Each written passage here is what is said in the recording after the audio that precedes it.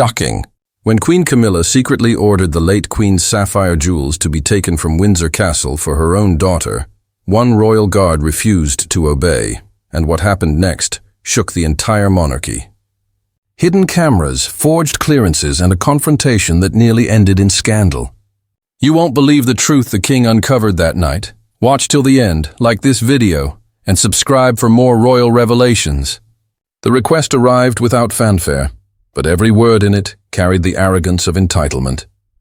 The Queen's sapphire coronet, her personal favorite, a gift from New Zealand during the 1987 Commonwealth tour, was to be retrieved for a private charity dinner. The one making the request? Queen Camilla. And the one it was for? Her daughter, Sergeant Nolan Hargrave, stationed at Windsor's Royal Archive, read the memo twice. It bore no royal signature, no council clearance, only a vague authorization stamped with Camilla's insignia. That alone made his jaw tighten. He had stood watch over the late Queen's personal collection for 3 years.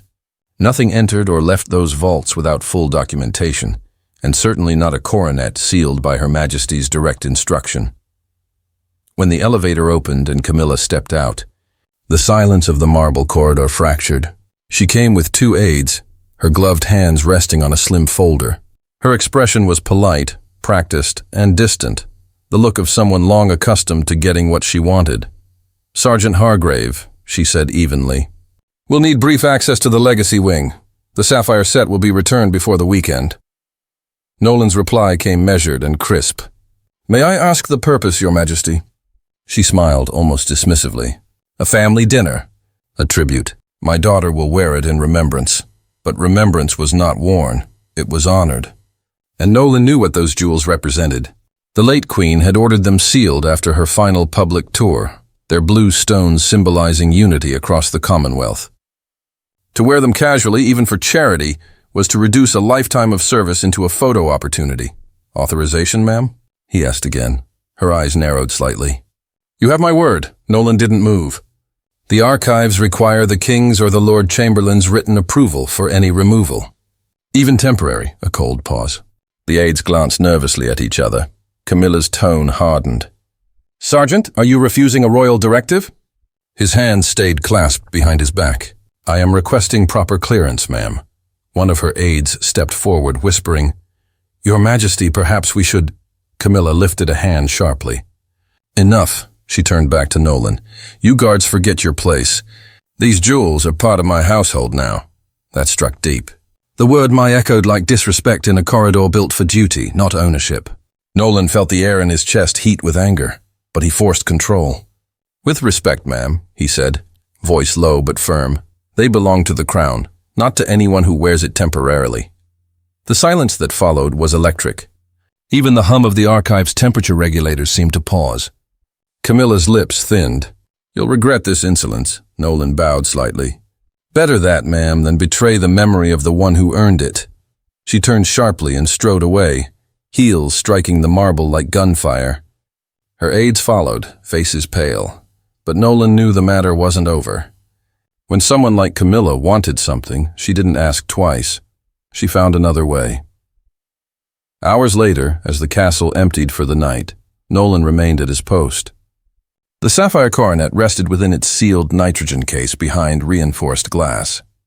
The jewels shimmered faintly, their deep ocean hue untouched by time. To him it wasn't treasure, it was promise. A piece of the Queen's quiet grace, locked in eternity. Yet as midnight approached, he heard a sound he was never meant to hear.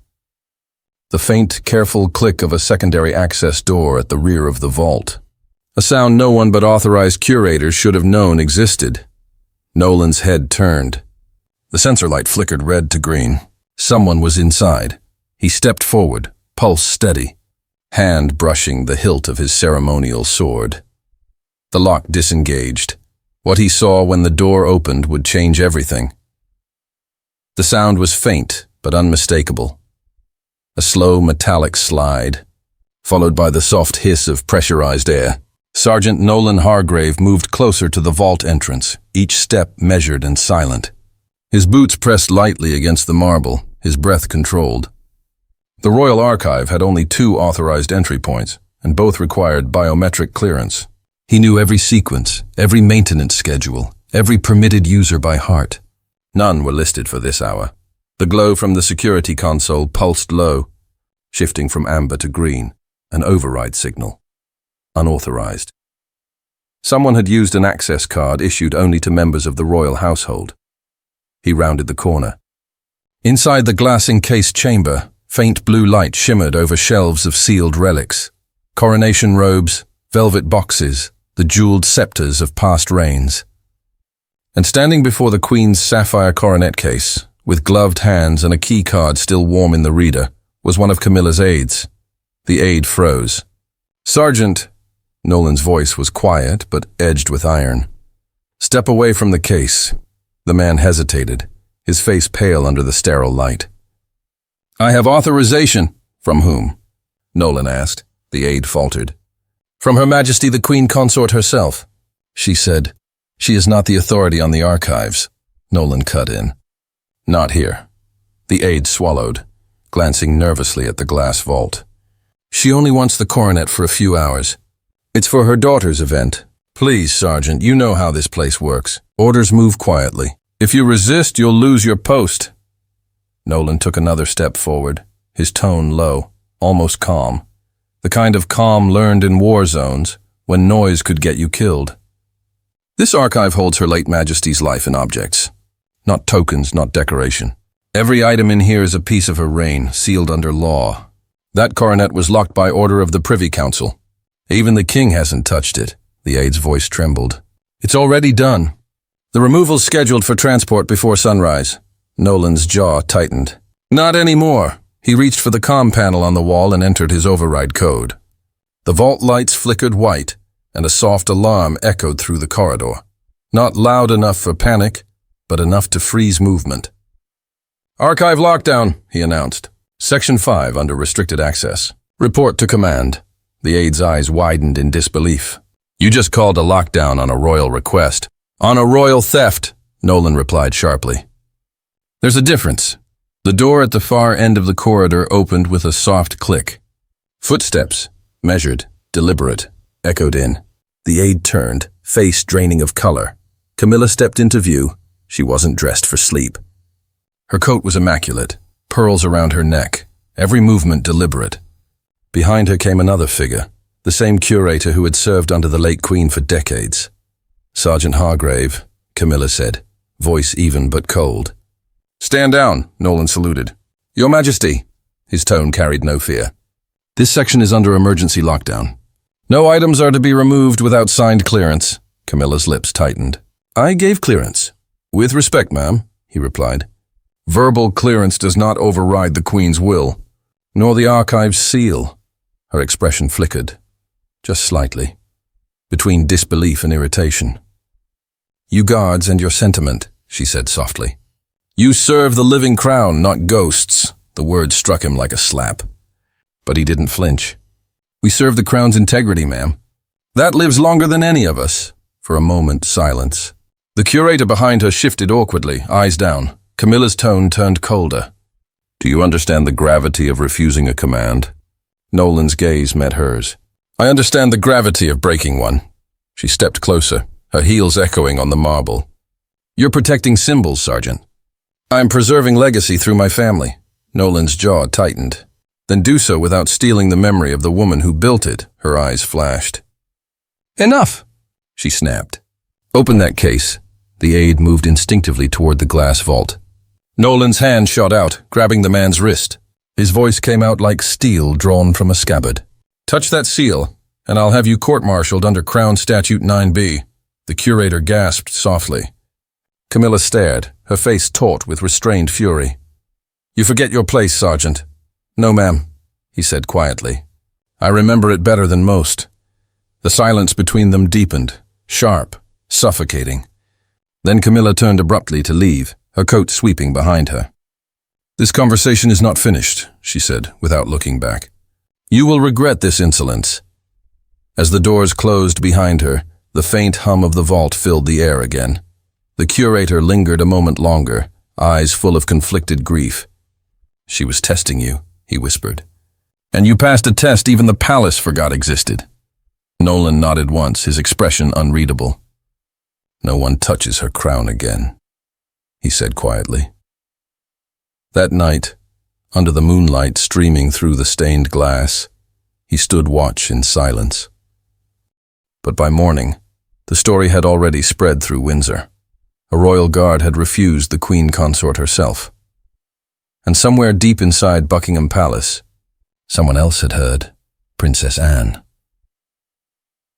Morning sunlight spilled across Windsor's east courtyard, bouncing off brass railings and damp cobblestones still shining from a night of cold rain. The castle looked peaceful from the outside, but inside, the air was tense, electric with whispers. Every corridor carried the same question. Did a royal guard truly refuse the Queen Consort? By dawn, the rumor had already reached the royal communications team. By breakfast, it had reached the king's private secretary, and before noon, it had reached Princess Anne. For most, that would have been a problem.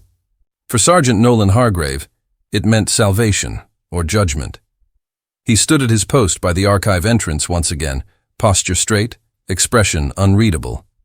He'd been through worse, but never this kind of storm, the kind that carried politics instead of bullets. The lockdown protocol had been lifted by order of the Royal Chamberlain at sunrise, but the sapphire coronet remained sealed, untouched, untarnished. Still exactly where it belonged, he had done his duty. But duty, he knew, didn't always protect you. The heavy doors of the archive hall opened, and she entered, Princess Anne, the late Queen's only daughter.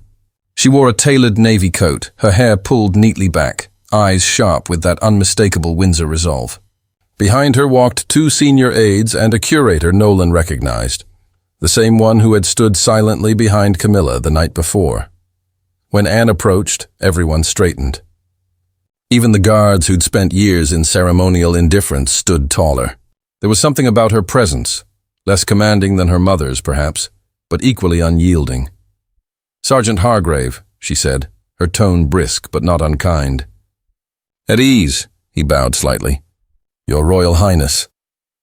"I hear you caused quite a disturbance," she said, glancing toward the sealed vault. "Locked down the archive, invoked Crown Statute 9, and barred entry to the Queen Consort." "Yes."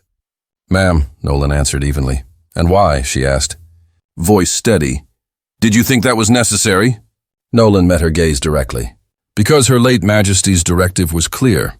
No items classified under the Legacy Protection Order are to be removed without written consent of the reigning monarch or the Council of Archives." "I had neither." Anne nodded slightly, her expression unreadable.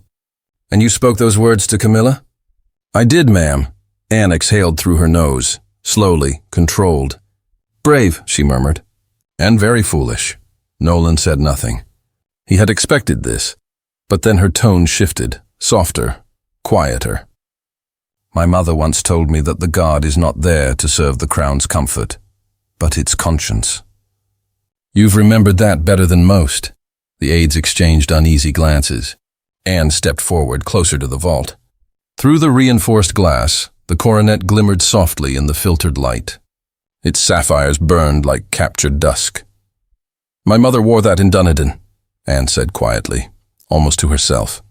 "I remember watching her in the carriage, rain on the window, people lining the streets. She said it reminded her that beauty is not ownership, it's stewardship." She turned to the curator.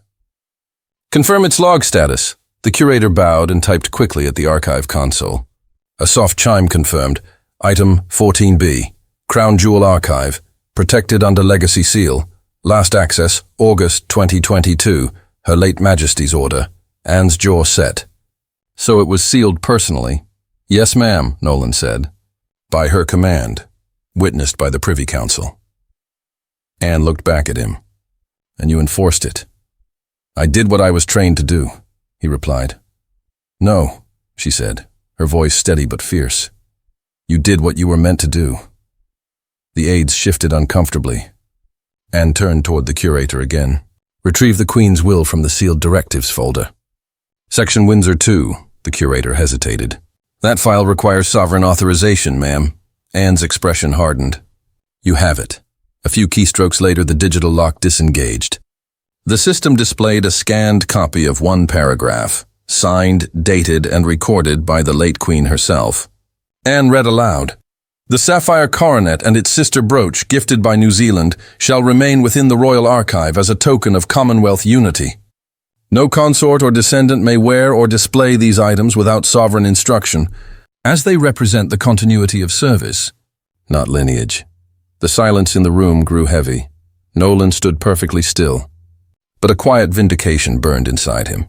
He had been right. Anne folded her arms. So, she said sharply, the Queen Consort sought to remove an item explicitly barred by my mother's will. Without authority, without permission, her gaze flicked to the curator.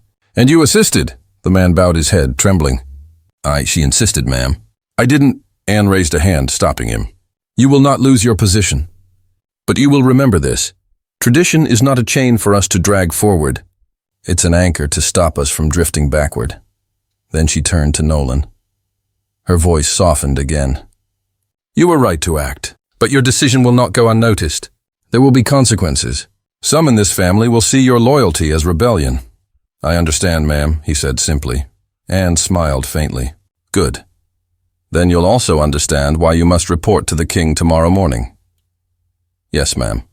As she turned to leave, she paused at the door, looking back at the vault. Sergeant Hargrave, she said, my mother once told me that the guard's silence is louder than our speeches. Thank you for reminding us of that. When she left, the air seemed lighter. The vault lights dimmed.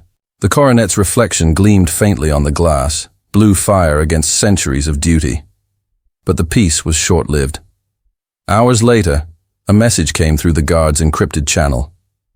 One line only, marked Priority 1, by royal instruction, Sergeant Nolan Hargrave to appear before His Majesty at 9:01 a.m. He knew what that meant. The king had heard everything, and judgment was coming. The next morning arrived like judgment itself, quiet, gray, and heavy with expectation. The sky above Windsor hung low, clouds coiling like breath held too long. Inside the castle, everything moved in whispers. Pages carried sealed notes. Aides stepped softly. No one said aloud what everyone knew. Sergeant Nolan Hargrave had been summoned before King William. He had faced danger before. Afghanistan, Helmand, the bitter dust of conflict. But this was different. The enemy here was not bullets or chaos. It was silence, and what it could mean when spoken by a king. At 8:59, Nolan stood outside the private chamber, known simply as Room Meridian. It was where the king met those who had both served and challenged the crown. The door opened precisely on time. Enter. The king's voice, though calm, carried authority that left no room for delay. Nolan stepped in. The room was lined with dark oak, its windows half-draped, light filtering through in soft streaks that painted the polished floor. At the far end stood King William, dressed simply. Navy jacket, no medals, no crown. He looked not like a ruler, but like a man who had inherited the burden of too much silence. Sergeant Hargrave, he said. Stand easy. Nolan obeyed, though his spine stayed straight as a sword. William studied him for a long moment. The air between them felt like glass, transparent but brittle. I've heard several accounts, the king began. From my stepmother, from the archive curator, and from my aunt. His tone was deliberate even. They all tell the same story, except one detail. Nolan's eyes flickered. Your Majesty? The Queen Consort believes you acted out of personal sentiment. That you let emotion cloud your duty. Nolan's voice stayed steady. My duty is to the crown, sir, not emotion. The king tilted his head slightly. Then tell me why you disobeyed a queen's direct order. The question hung there, sharper than accusation, softer than condemnation. Nolan drew a breath. Because that order was unlawful, Your Majesty. The sapphire coronet is sealed under your grandmother's legacy protection order. No living consort or heir has authority over it. Not even myself, as its assigned god. Only the sovereign may unseal it. The king said nothing. His eyes, clear but tired, watched Nolan with the precision of someone weighing more than facts. Nolan continued. Her late Majesty left that coronet to the nation, sir, not to the family. It represents the Commonwealth's unity, not privilege. Removing it for a private event would have reduced it to jewelry. That would have broken her command, and our honor. The king's jaw tightened slightly. For a long moment, the only sound was the clock ticking on the far wall.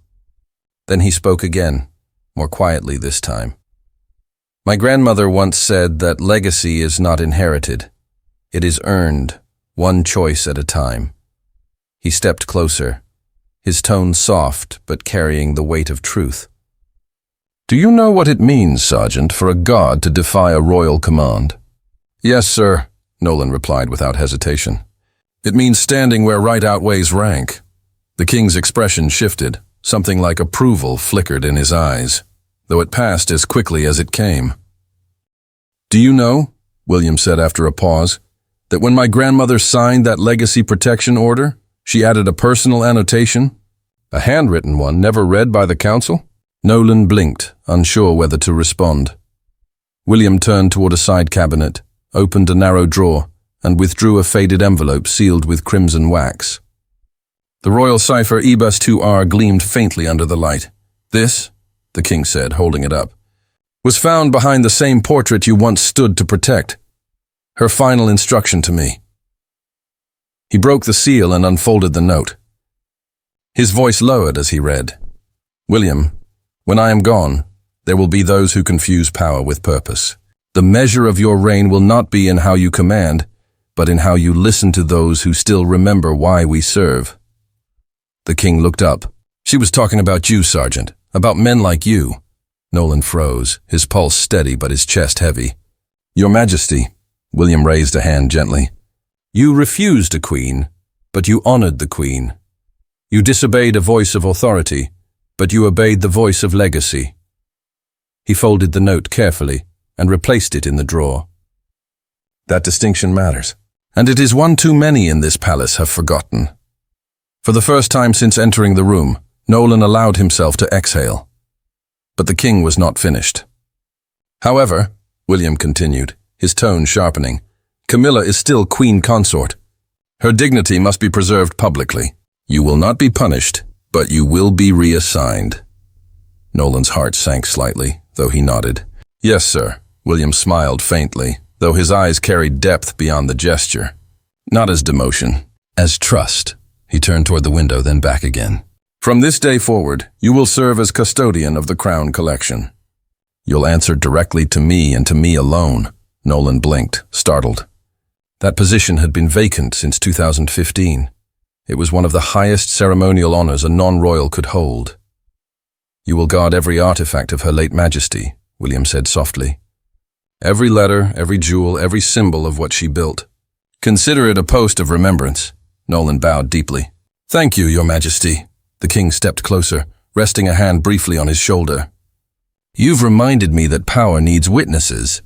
That loyalty must have a conscience. Never lose that.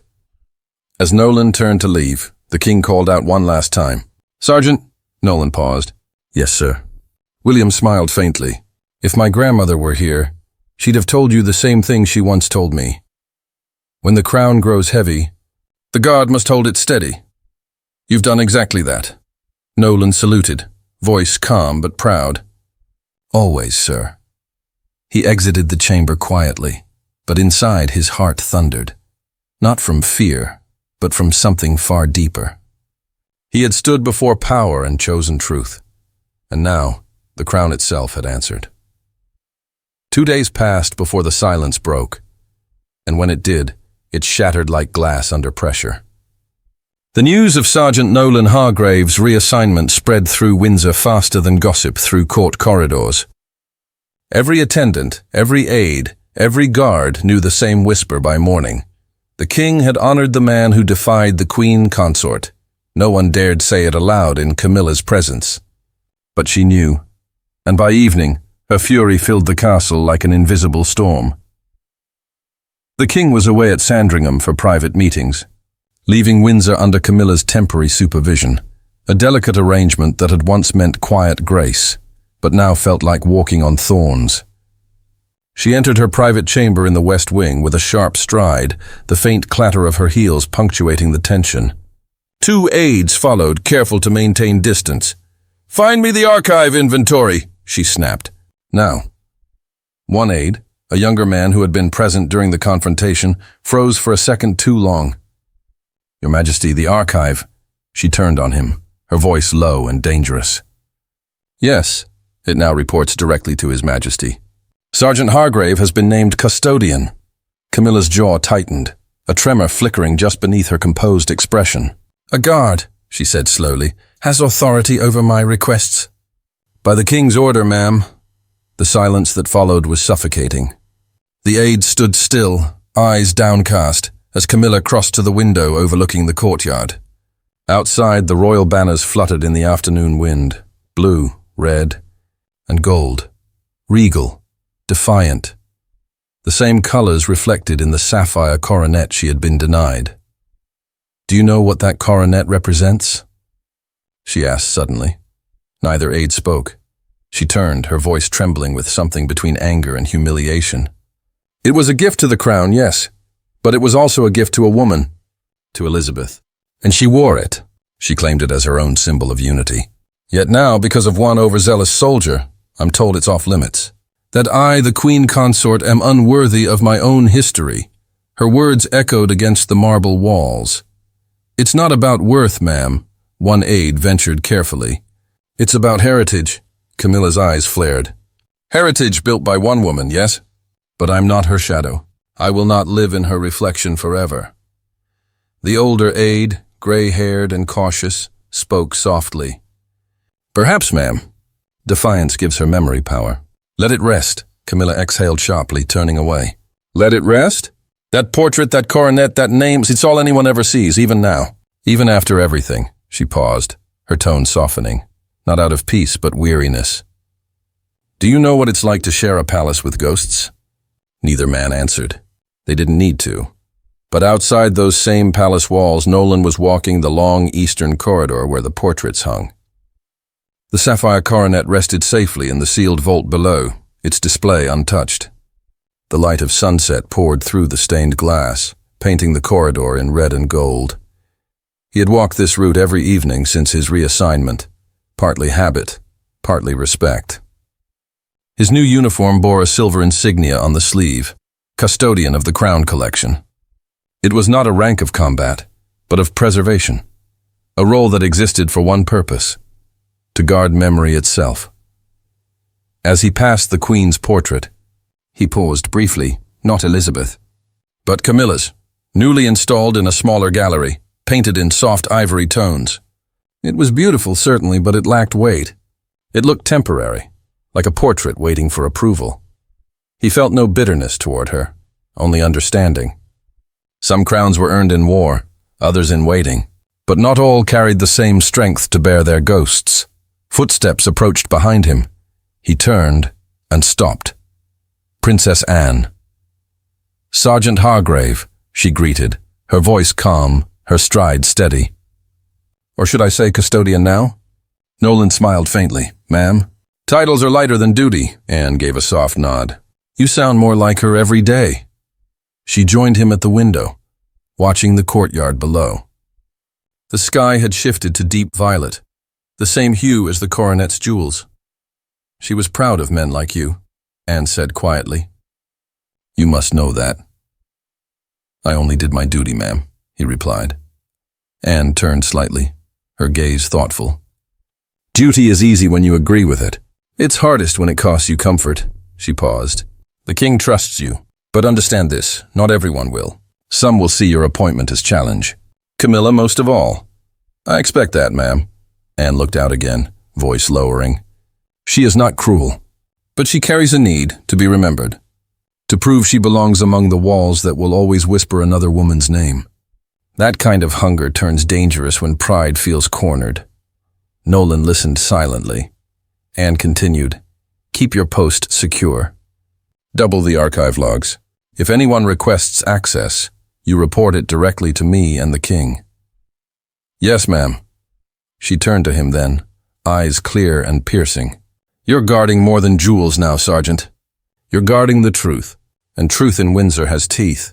With that, she walked away, her footsteps echoing down the corridor like punctuation marks in history. Nolan remained, looking once more at the sapphire glow reflected faintly in the glass case below. For the first time in years, he felt the full weight of what service truly meant. Not to protect power, but to protect what power often forgets: purpose. That night, as the castle settled into silence, a courier's car slipped through the gates under cover of darkness. Inside the sealed envelope it carried was an unsigned directive, one line only: prepare the crown jewels for private transfer to Clarence. House, Queen Consort's request. It was marked confidential priority, but the destination wasn't the king. It was sent to the curator, who had once stood behind Camilla in the vault. The guard's watch was far from over. The night began like any other, quiet, ceremonial, drenched in history. But by dawn, Windsor would never be the same again. Sergeant Nolan Hargrave, now custodian of the Crown Collection, walked the perimeter of the lower archive chambers. His gloves brushed against the chilled steel of the reinforced door that led to the legacy vault.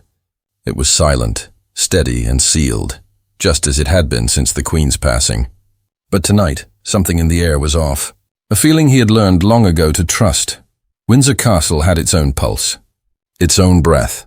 Those who had served long enough could tell when it held peace and when it held secrets. At exactly 22:43, the comlink on Nolan's belt crackled faintly. "Custodian, this is Post 4, came the voice of the watchman above. "We've got movement at Gate South. No manifest clearance. Black transport, no insignia." Nolan's jaw tightened. "Hold position. Do not engage." He moved swiftly down the corridor toward the surveillance desk. The monitors glowed pale blue in the dim light. On screen, 2 dark vehicles idled in the lower courtyard, headlights off.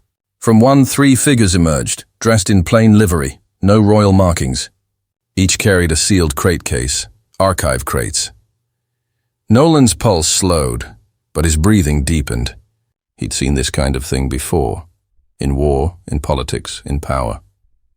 When someone wanted to take what wasn't theirs, they didn't march through the front door. They moved quietly, like thieves in formal coats. He pressed his intercom. "Archive control, confirm manifest for tonight's delivery," a nervous voice answered. "None scheduled, sir. But a secondary order was logged 30 minutes ago. Clearance code. Clarence House." Nolan froze. Clarence House, Camilla's residence. The words of Princess Anne echoed in his mind. "You're guarding more than jewels now. You're guarding the truth." He turned sharply and strode toward the lift. As it descended, his reflection stared back at him in the mirrored door. The soldier he once was still lived behind the uniform, the man who understood that sometimes silence served tyranny more than peace. When the lift doors opened, he was greeted by the curator, the same one who had stood frozen weeks earlier in that midnight confrontation. The man looked shaken, guilt etched deep in the lines around his mouth. "Sergeant," the curator whispered. "I told her no. I refused to sign the removal papers, but she found another way." Nolan's voice was calm but cold. "Who authorized this?" The curator's voice trembled. "The Queen Consort's office. A temporary private relocation for inspection. They used your clearance code." "My code?" Nolan's hands clenched. "Yes, it was replicated. Someone forged your digital signature. That was it. The betrayal. Subtle, bureaucratic, but dangerous." He moved past the curator. "Lock down Section 5 and seal the south corridor." "But Sergeant, now!" The alarms triggered instantly. Silent at first, then low and pulsing. Enough to alert internal staff without drawing public attention. Red lights flared along the ceiling as the doors slid shut, sealing the archive in compartments. Nolan moved quickly through the hall. Down below, the sound of footsteps and hushed orders echoed from the loading bay. The intruders, royal aides under Camilla's orders, were removing cases from the vault's secondary wing. He could see the faint glow of the transport tags. They weren't after random trinkets. They were after the legacy collection. He stepped out of the shadows, voice firm, command in every syllable. "Stop there." 3 heads turned. One of them, a man in a formal waistcoat, froze when he saw Nolan's insignia. "By whose authority are you removing these?" Nolan demanded. "Queen Consort's," the aide stammered. "You have no jurisdiction to intervene." "I have the king's," Nolan said. The aides hesitated. The youngest among them looked frightened, clutching the velvet-lined crate too tightly. Nolan stepped closer. That case contains the sapphire coronet. Set it down, now! The older aide's eyes darted nervously toward the lift. Her Majesty insisted, and Her Majesty's husband outranks her in every matter of the crown, Nolan said sharply. You will leave those items, or you will answer to the Privy Council for theft of sovereign property. No one moved. Then, as if the tension itself had cracked, the youngest aide lowered the crate gently onto the marble floor. That was when a new voice cut through the air. Enough. Nolan turned. Standing in the archway, dressed in black silk and pearls, was Queen Camilla. Her expression was calm, but her eyes burned like steel under frost. Sergeant Hargrave, she said, voice steady. You are overstepping again. Nolan bowed slightly, though his tone held its strength. With respect, ma'am, I am fulfilling my duty. She took a few slow steps forward. Your duty is to obey. My duty, he said, is to protect. The silence between them deepened. Only the soft hum of the sealed chamber filled the air. You think defying me twice will make you noble, she said softly. You think the late Queen would have approved of insolence? Nolan met her gaze. The late Queen would have approved of conscience. Her jaw tightened. You presume much for a soldier? He stepped closer, voice low but fierce. I served her, ma'am, day and night. I watched her sign letters no one else would ever read. I stood guard when she buried her husband, and still went out to face a nation that needed her strength. I know exactly what she would have wanted, and it wasn't this. For the first time, Camilla faltered. Her eyes flickered. Not with guilt, but with something closer to grief. You all treat her like she's still here, she whispered. Every corridor, every portrait, every stone still speaks her name. What about me, Sergeant? What about the woman who had to stand in her shadow and smile? Nolan's expression softened slightly, but his tone stayed resolute. You cannot erase her by replacing her, ma'am. You can only honor her by joining her. She looked away. For a long moment, the air felt still, heavy with everything unsaid. Then finally, she straightened her shoulders. Leave it, she said quietly. The aides hesitated. Ma'am, I said leave it, she repeated, her voice trembling now. Close the cases. Return them to the vault. They obeyed immediately. Camilla turned back to Nolan. You will never understand what it means to live with her memory everywhere you go, she said softly. But perhaps you're right. Perhaps it is not mine to touch. And then, without another word, she walked away. When the doors closed behind her, the only sound left was the slow hum of the sealed chamber and the faint rattle of the crates being placed back into their rightful shelves. Nolan exhaled. Shoulders easing for the first time in hours, he turned toward the coronet's display case. The sapphire stones gleamed faintly under the cool light, unbroken, untouched, eternal. By sunrise, the king returned to Windsor. He had already been informed. No formal hearing followed, no reprimand. Only a quiet message left in the custodian's office, written in the king's own hand. Service above silence. Legacy above ego. The jewels remain where they belong, as does their guard. Nolan folded the note and placed it inside his jacket pocket, next to the medal he never wore that night. As the bells of Windsor rang across the dawn, Sergeant Nolan Hargrave stood before the vault once more. The light from the glass fell across his face, steady and calm. The Queen's reflection, painted on the sapphire stones, looked almost alive. He whispered softly, still on watch, "Ma'am," and for a moment, just a moment, it felt as if she smiled back. If this story moved you, hit like, leave a comment for Sergeant Nolan's courage, and subscribe for more emotional, motivational royal stories about loyalty, legacy, and the strength to stand for what is right.